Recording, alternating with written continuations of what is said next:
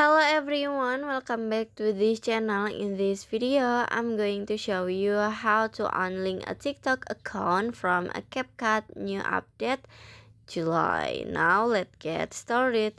First, after you open your CapCut apps, if you wanna see your CapCut is with it assigned in with a TikTok, so you can click on the audio. And in here you just click on the sound, and in here you can see a original TikTok sound. If you have a TikTok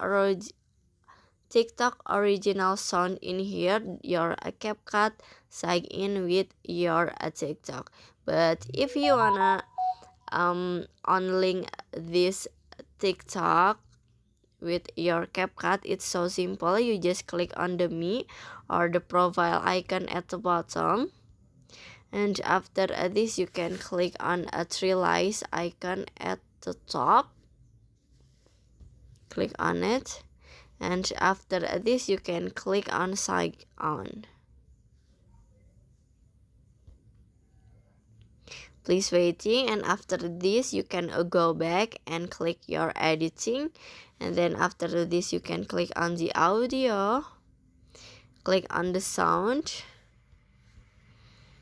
and finish. So that's how to unlink your CapCut account with your TikTok account.